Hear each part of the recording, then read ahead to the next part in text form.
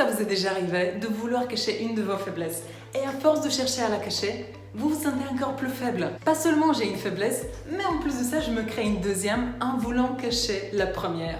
C'est fou quand même ce qui se passe dans nos têtes. À l'époque, je supportais pas de sortir une bêtise. Je me sentais tellement mal à l'aise. Alors qu'il y avait des gens autour de moi qui utilisaient les bêtises pour faire rigoler tout le monde. Pour eux, c'était une force. Comment c'était possible que la chose qui était une faiblesse pour moi était une force pour l'autre? Comment ces gens avaient réussi à transformer une faiblesse en force? En fait, les forces et les faiblesses, ça n'existe pas. C'est comme les qualités et les défauts. Tout est une question de dosage. On a un tas de traits de caractère de l'être humain. Tout ce que je vais exagérer ou sous-exprimer va devenir un défaut pour moi ou une faiblesse. Quand on est trop gentil, c'est pas bien. Quand on est peu gentil, c'est pas bon non plus. Quand on est trop critique, c'est pas bon. Quand on critique pas du tout, c'est pas bon non plus. Quand on est trop doux, c'est chiant. Quand on n'est pas assez, c'est terrible. Quand on est trop ferme, ça fait mal. Quand on n'est pas assez ferme, ça nous fait mal à nous et ça guide pas les gens non plus. Alors comment faire pour se positionner correctement sur tous ces traits de caractère et ne plus avoir à se dire j'ai des faiblesses, mais juste se dire j'ai peut-être des choses sur lesquelles j'ai à m'équilibrer, j'ai à avancer. J'ai juste à travailler un petit peu pour que je puisse apprendre à le faire un peu mieux, de manière plus juste. Les premières choses, j'ai besoin de l'identifier. Si je veux travailler sur mes faiblesses pour que je puisse ne plus les avoir comme des faiblesses, j'ai besoin de savoir quelles elles sont.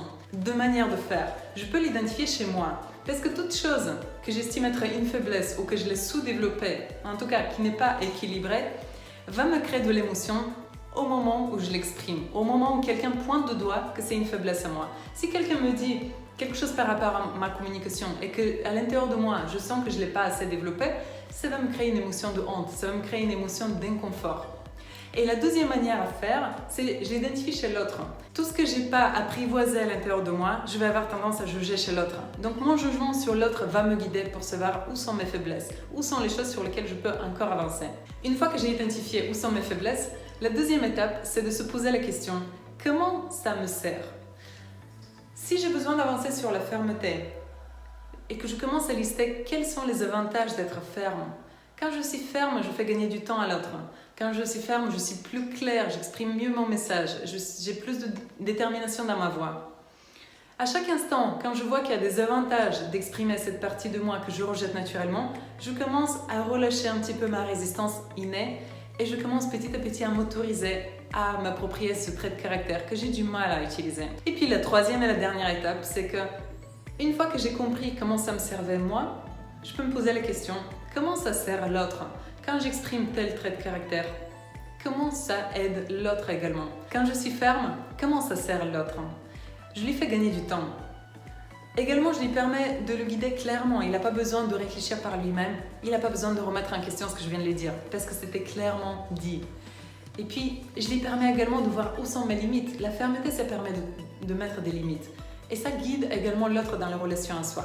La vraie liberté arrive quand on se rend compte qu'il n'y a pas de force et de faiblesse. Il y a juste des choses qu'on a survalorisées, qui nous ont paru plus importantes. On les a travaillées, elles sont bien rodées à l'intérieur de nous.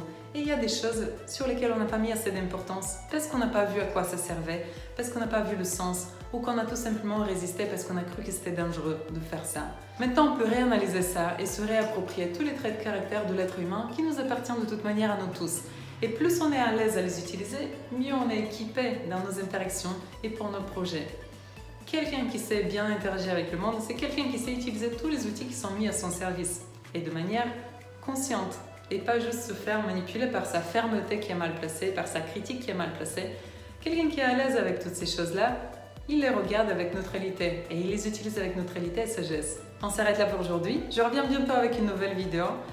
Je vous souhaite de passer une excellente journée. Si cette vidéo peut aider quelqu'un autour de vous, partagez-la, abonnez-vous à ma chaîne et on se retrouve bientôt. Bonne journée à vous!